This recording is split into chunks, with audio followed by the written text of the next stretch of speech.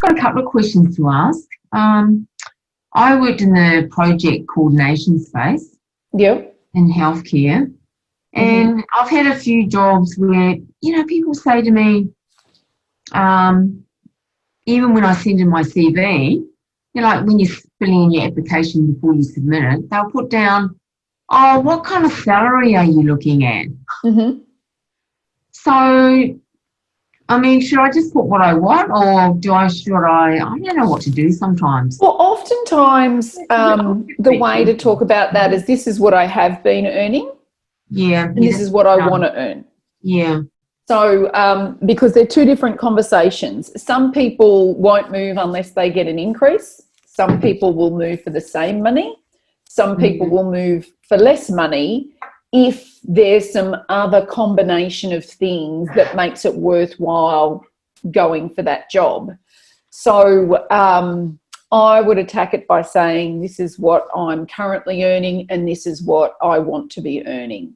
However, the only flexibility I've got on that is if, for example, it's a great business and there's great career development opportunities, or if you haven't I seen get them to yet. acquire new skills. I really want to learn about this and this and this and build my skill in this area, because I think that's going to get me to a more senior role down the track.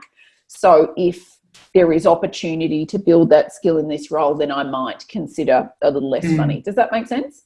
Yeah, but sometimes it's a bit hard to say that because you haven't had that conversation yet. You're just submitting your CV and they're already asking you what sort of salary you want. If they're picking up the phone or they're contacting you, wanting you to know what salary, chances are you're in the consideration set, so your resume is working.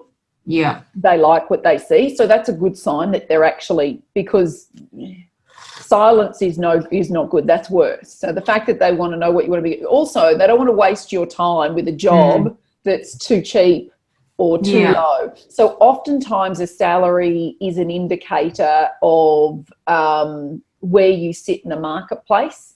And if they've got those details on file, they go, even if you're not right for this particular role because they've got a client who's a bit of a cheap ass, they know that you're worthwhile speaking to down the track, because the applicant tracking systems, we can do searches. This kind of candidate wants this kind of salary, sits within this bracket.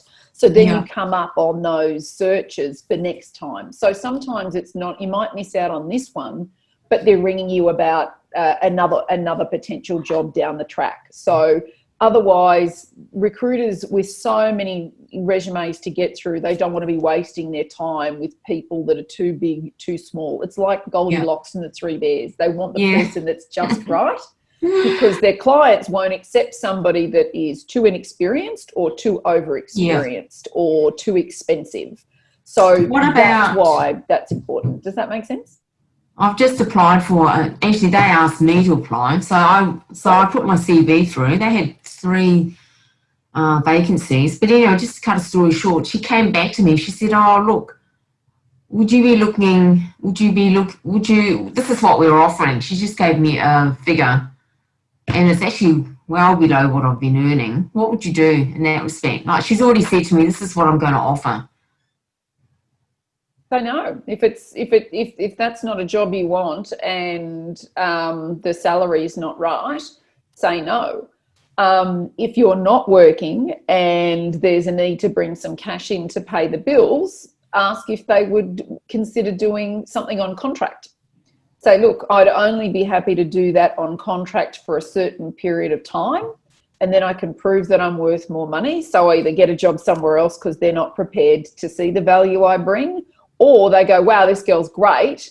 Yeah. We need to pay her X. So you can always asterisk that by saying, yes, but on contract, plus super on top, or whatever it might be. So don't be afraid to negotiate. Because especially in contracts, if these roles are contract, recruiters are wanting to protect their margins, particularly now. And there are some recruiters that'll, drive the candidate's hourly rate into the ground to, so they make a better margin, especially when there's less jobs on. Yeah. So they might, you never know. Like I've worked with some very ethical recruiters, and I've worked with some that some of their practices would make your hair curl. Yeah. But don't be afraid to ask for what you want. Okay. And you can be gracious about it and say, oh, look, that you and I both know that's way under what somebody like me is worth. So let's not pretend that it's not. But explain to me why. Is it you've got to protect margins? Put it back on. Is it because you've got to protect margins? Is it because the client not got budget? What are the circumstances? Are they always looking for people so cheap? So try and get a feel for why. Okay. So you understand where your negotiation position lies. And sometimes they're just flat out, it is what it is, and if you don't want to do it, I'll get somebody else. Yeah. And you know, there are situations where it is what it is too.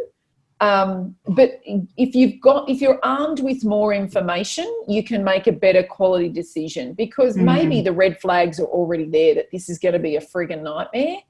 And, you know, it's like, boop, boop, boop, boop, you know, this is not something I need to be stepping into, because it could go from bad to worse. Yeah. But arm yourself with more information, ask lots of questions, and don't be This is an internal recruiter as well. It's not so, you know, they have their own HR internally.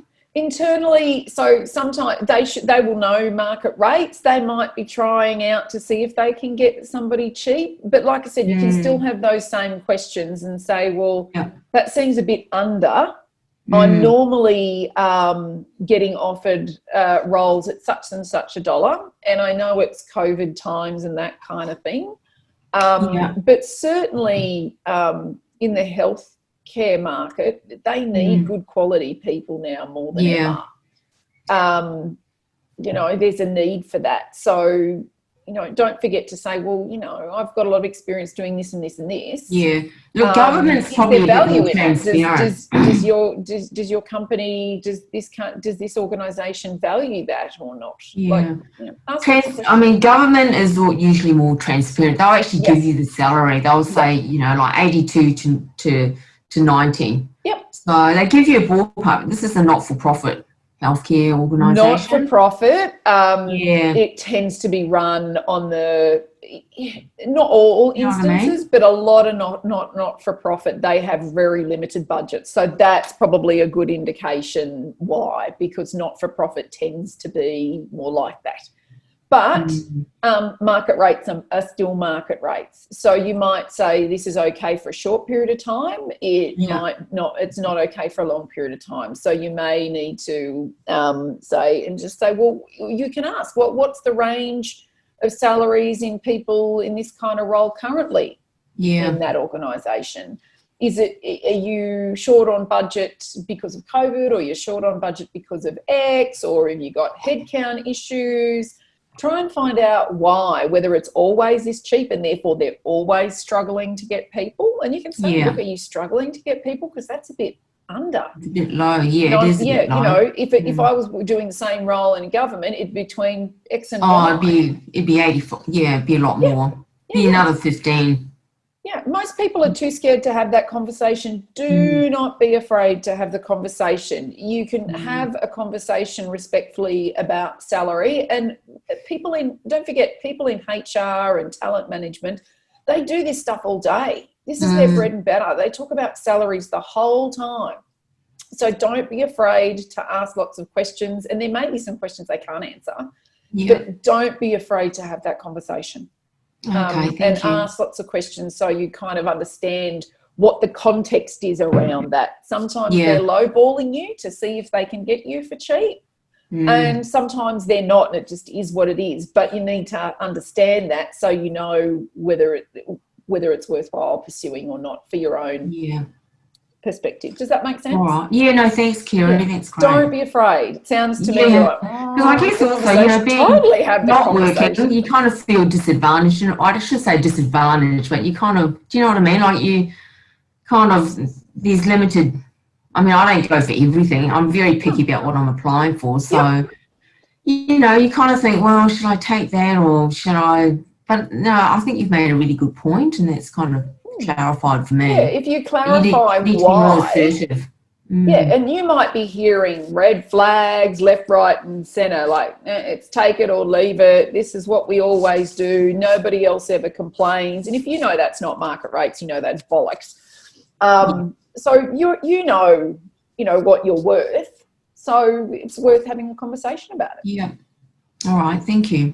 Yeah. Does that make? Is there any other questions you've got, or is it salary the key one? It. Yeah. Yep. No, that's it. Well, I'm glad I can help. If you want to come back and ask other questions because you've gone and had those conversations and you got caught on a couple of things, then just come back the following week. Happy to help.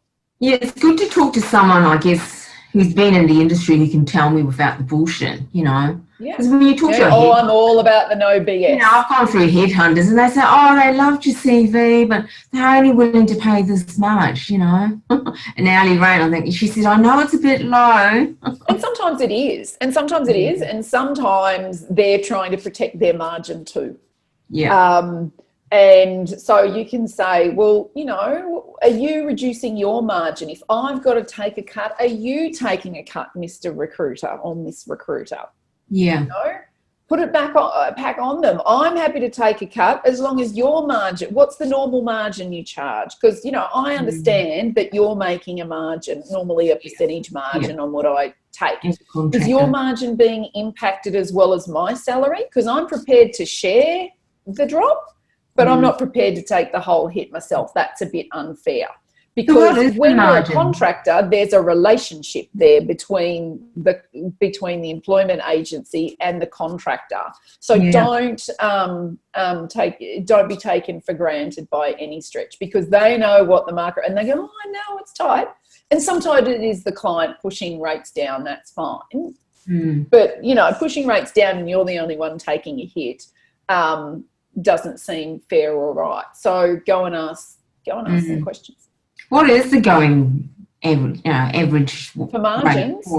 Look, it really depends on the industry and the type of role. So blue collar stuff tends to be quite slim, and the more you move up the value chain to white collar stuff, it can be 25% or more. Oh, really? 25% of what you're earning? Well, yeah, but they've got a lot of on costs and that kind. But it depends. COVID will be pushing those down again. It depends. So oftentimes, like, recruiters will try and maximise their margin. They're just like everybody else in the industry. If they can get a good margin, they will. But I've met recruiters that say, look, I just do a certain X because, especially if I know it's going to be ongoing and long term, I want to act in good faith with my clients and candidates. So you'll get wide oscillations. It really depends because there's a lot of on costs and overheads and that kind of stuff. So there might be a gross margin, but then when you take all the other on costs, including super and payroll tax and insurances and that kind of stuff, that tends to ratchet it down again to what the net margin is. Okay.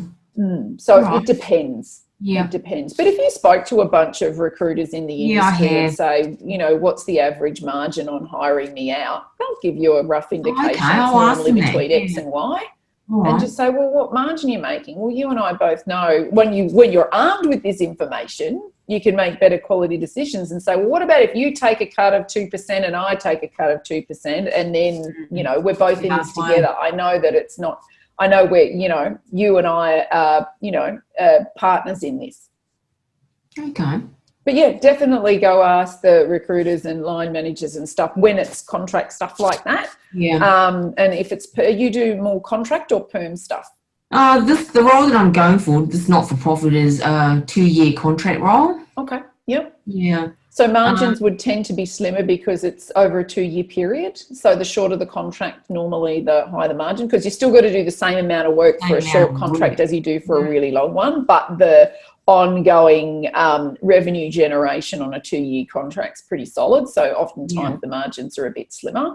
You can also say, if I'm doing a great job, I want to be able to negotiate a review in 6 months' time, because this is low, significantly lower. And if I'm doing a great job, and let's agree what the KPIs are with the client, if I'm doing all that, I want want to be reviewed. X number of dollar an hour increase, or my day rate increase by X. Don't ask, don't get. They might say no. They might say yeah. Who knows? Yeah. Not worth, I mean, it's worth asking. Yeah, but if you don't ask, you don't get. It's okay for them to say no. And I always say to candidates, can I have more money? And sometimes the money's not there. And I have to say, and I tell them very early, don't ask for more money. You're at the maximum of what the client wants to pay. So if you turn around right at the last minute when an offer's coming out and go, I want an extra $5,000, I'll just cut it off right there and say, look, we've had this conversation. You're now making me look like an idiot, or I won't even talk to the client because I told you you're at the max earlier. Yeah. But also, I won't let my clients try and shortchange my candidates either. When they, you know, I've had people, not often, lowball them. I'll say, well, is this really how you want their first introduction to you to be? You lowballing them? No. Yeah. And you know, I don't think that's a good idea. We've talked about the market rate. They're within the salary. They are good value for money at this. You should hire them at the right market value. In some instances, I've had clients add a bit extra that I didn't see coming and say, oh, we want to offer them X. And I'm like, woo, fantastic. It's really exciting when you go back to candidates and go, you know how we're asking for X? Well, there's another 5 on top of it. Now that really gets people excited, and my clients should think about that. So employers should think about, I know it's X, but if, you know, keep a little extra in your back pocket and throw it out. Somebody's really excited to start work next Monday, aren't they? Exactly. Yeah? Yeah. So I've seen that happen too. I've got a number of clients that have done that, and I tell you what, geez, it's good. Geez, it's good. More people should do it. Yeah. Well, that way you start on the right footing. You start on more than the right foot. Yeah. Yeah, you really do. It's really exciting, and people are like, wow. And they're really proud for who they're about to go and work for. Yeah, exactly. Yeah, and they sing it from the rooftops. They can't wait to start. And, you know, they go and tell all their friends. So it's great for the employer brand as well. You know, can you believe it? They put an extra $5,000 on. Yeah, I haven't had that experience. My new employer. Fantastic. Thanks, Kerry. If there's anything else, just let us know. Okay, thank you. Brilliant. All right. Who next do we have? Paramita. What can I help you with? I can't hear you still. Oh, bugger. Okay, let me have a look. You might have your question here in the chat box.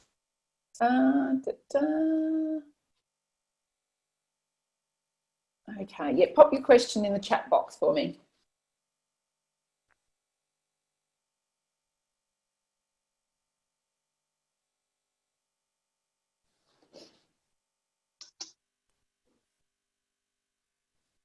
"13 experience in HR operations from India." Okay, yep. Migrated last month. Wow, in the middle of COVID.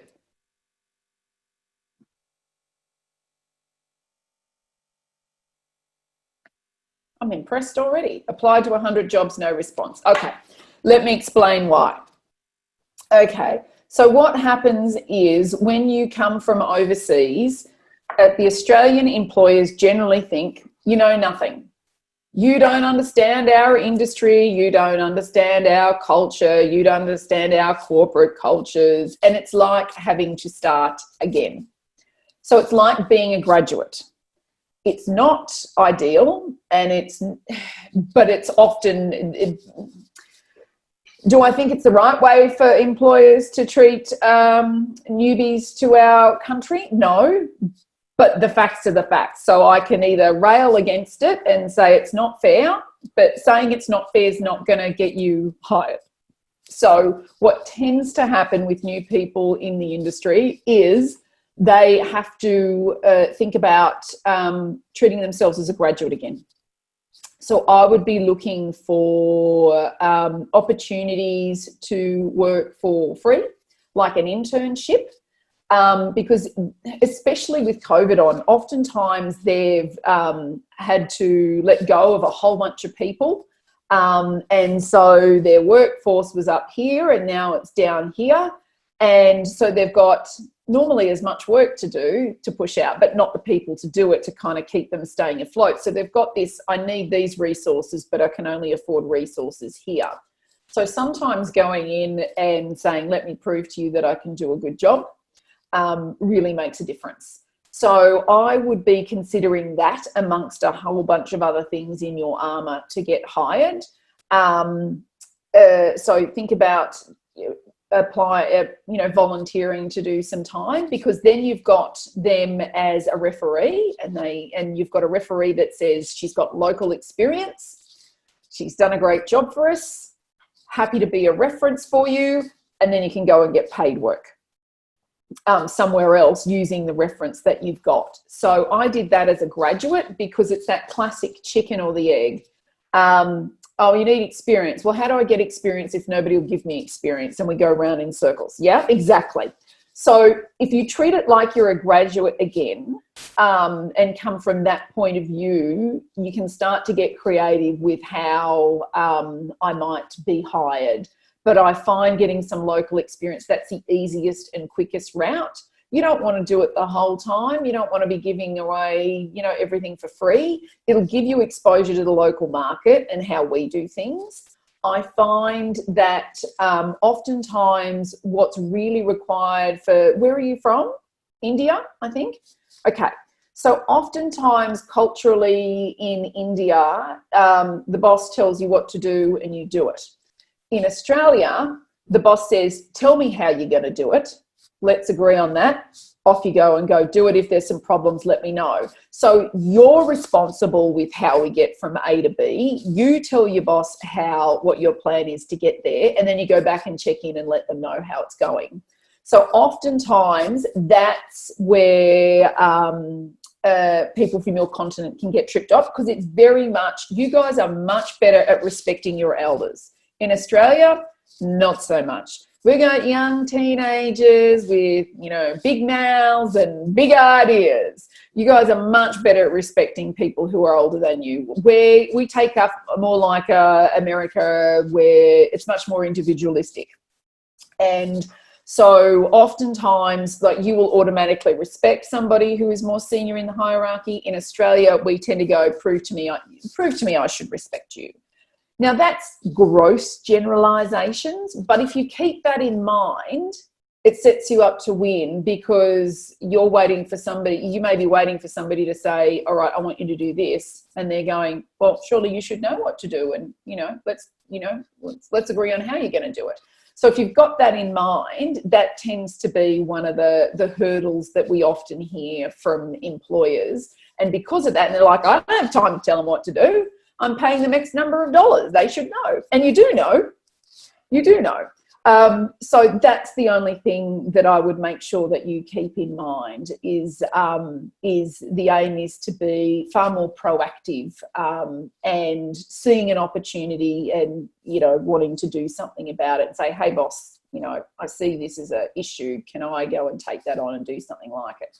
And that goes for everybody, quite frankly. If everybody was a bit more proactive and seeing a problem and took ownership of it and went and did something about it, I think a whole bunch more people would continue to stay employed, rather than, at home, I find my kids leave socks around everywhere and everybody's tripping over it, but nobody's picking it up except me. So if that happened, and that the same thing happens, the sock is pick any different problem in a corporate and everybody knows it's a problem, but nobody's sitting there thinking I'll do something about it. It's the people that pick up those socks and go, this shouldn't be here. I'm going to take ownership and follow this through for where it should be, and whether it goes in the washing or it goes back in a drawer or whether it needs to be paired up with somebody. They go figure out, why is this sock here? It shouldn't be here. Let me do something about it. And it's, similar for everything else. So those are the kind of things, if you're doing that first job off the rank and you can talk about that stuff at interview, this doesn't stop you from going to, apply for jobs where you get hired. But if you talk about at interview how you take ownership of problems and solve them and see something that needs to be done and be proactive, it doesn't matter who you are. That's one of the easiest paths to get hired is accountability and responsibility, and saying, look, I'll take a problem that everybody puts in the too hard basket and get it sorted and solved and put a system and a process so it doesn't happen again, or it limits it from happening again. Because the thing with COVID now is everybody's doing more with less. everybody needs to pick their game up. I'm hearing lots of people working longer hours and, working really hard. And sometimes it's because everybody's working from home and it's harder to get hold of people. But if people keep that in mind, is how can I be adding more value to the current organisation? It makes you highly employable, both there and elsewhere. You get a reputation for doing the things everybody else is too scared or too afraid of. So take on those problems, because even if you don't solve it completely and you half solve it, it's still better than what it was with the socks sitting on the floor and everybody tripping over it and doing nothing about it. Make sense? So those are the kinds of things to keep in mind for interview, and to potentially get some local experience to get started. There are plenty of people who are under-resourced at the moment and would love somebody, doing some stuff from home. I agree. Volunteering, any platforms apart from Seek for volunteering and LinkedIn. I would go and identify the kind of companies that if I had a look at your resume and the kind of companies you worked for before, I would consider similar companies in Australia, so similar industries, that kind of thing, and look to volunteer. If you've worked in big corporates and they have offices in Australia, I have no doubt that if they're big corporates, there's been some redundancies. Guaranteed in most instances. So they're trying to do more with less. If you say, hey, I used to work here over in India, I'd like to come in for free 2 or 3 days a week because I suspect you are under-resourced, and just give me the stuff that's in, that's not getting done post-redundancy. Let me sit at a desk and do that kind of stuff and plow through it for you. And you start to build your local reputation. You start to get that experience. You've also got so then your experience from where you were in India and what you're doing all of a sudden becomes just as relevant in Australia, because everybody goes, oh wow, this girl's great.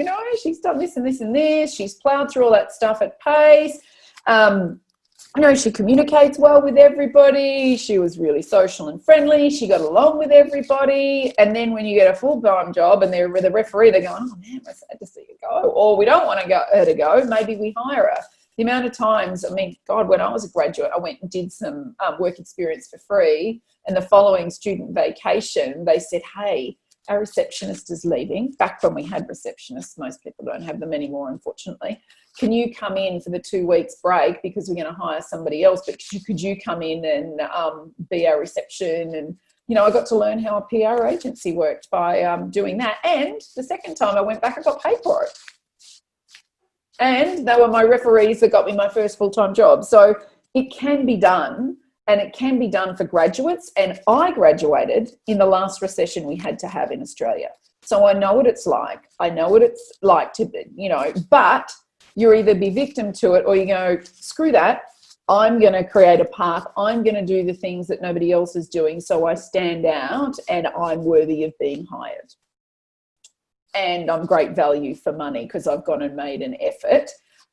Whereas a lot of my compatriots delivered pizzas and that kind of stuff, which is not relevant when you want to go work in marketing. Although, you do pick up some stuff delivering pizzas and that kind of thing. Don't get me wrong, there's some great skills in dealing with, customers and irate customers and pizza's not right and that. But you build up more skill working in an office that's relevant to the industry you want to work in. Does that make sense? Keep in contact. So if you've got any other questions about where to, yep, okay, type away.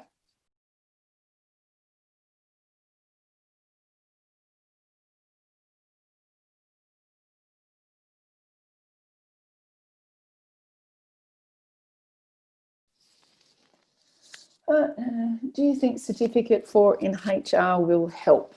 What qualifications do you have at the moment?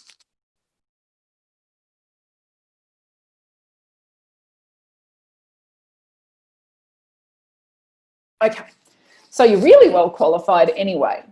The thing, doing TAFE, one, it's cheap.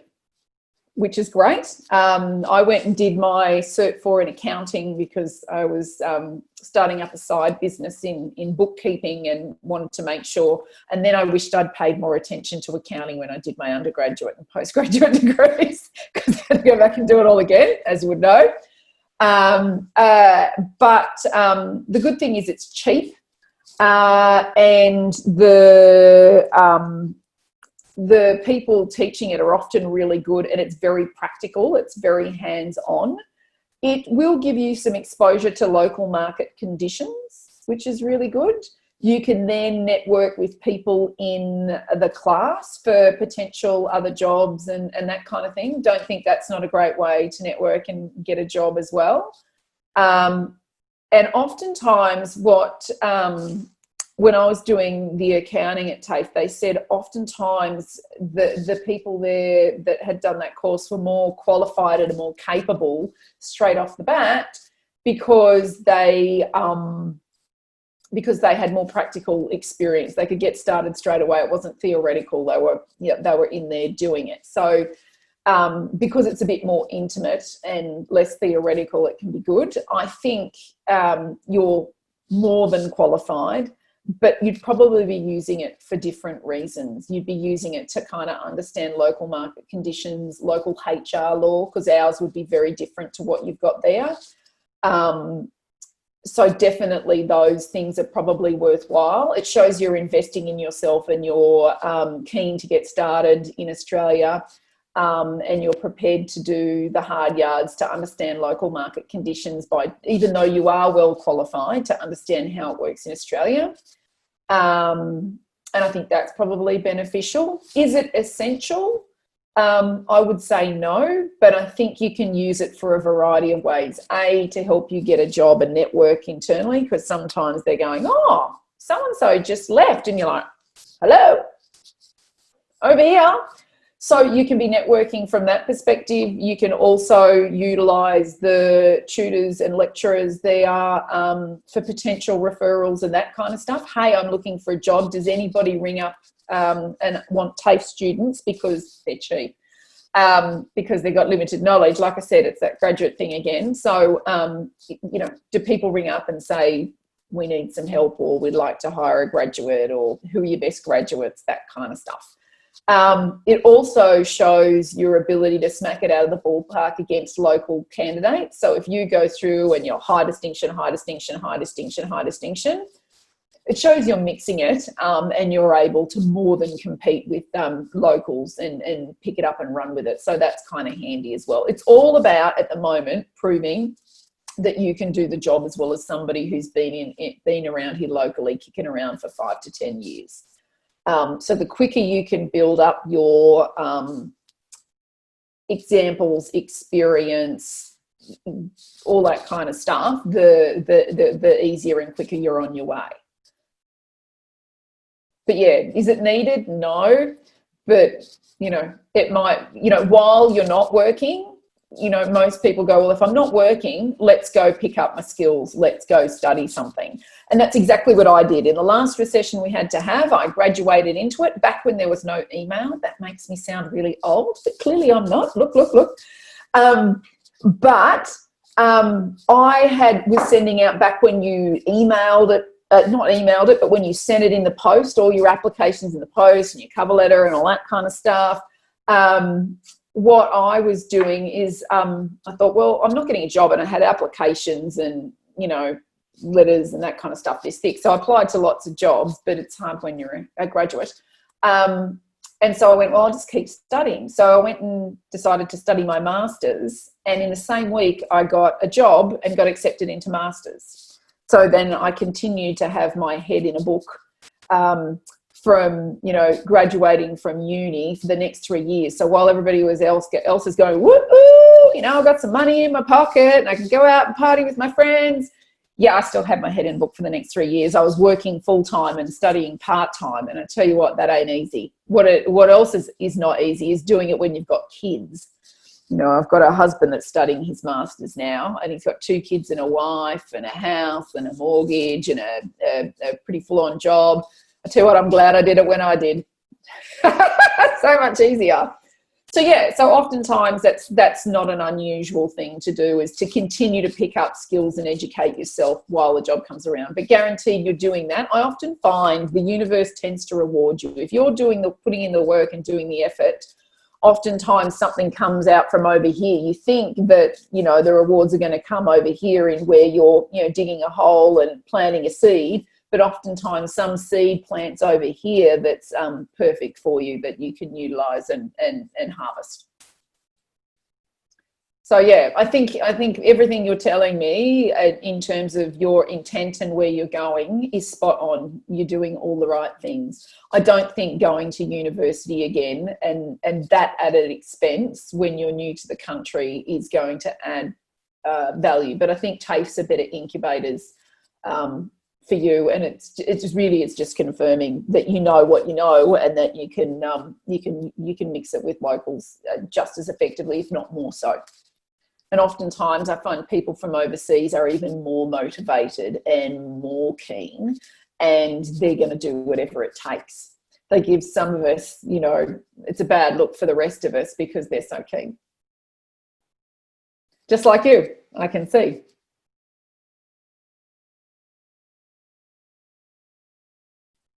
Anything else? Just give us a call. We'll be back online next week. Nice to meet you. And if you want to send your resume through to me, please do so. I'll put in, oh, here we go. My email address is down there, so you've got it. So definitely pop through your resume. Some of my clients, you know, if any of my HR clients are saying, oh, I'm struggling. I've got so much work to do and not enough time to do it. I'm like, oh, you need help? You need a hand? Yep, happy to help. Now, I often do ask them and say, well, you know, if I know somebody, and sometimes they go, no, can do, or, you know, there's reasons why they can't, or they've got insurances or other issues. But, you know, if you don't ask, you don't get, so always ask. All right, brilliant. Oh, don't forget to hook up. We've got some something on Facebook, and also Meetup. We've got some groups. So if you email me your resume, I'll forward you back all the details for how to join up and keep in contact. Fantastic. Nice to meet you. If we don't have any other questions, I think we're done for the day. I'm going to go back to getting back to work. Nice to meet you.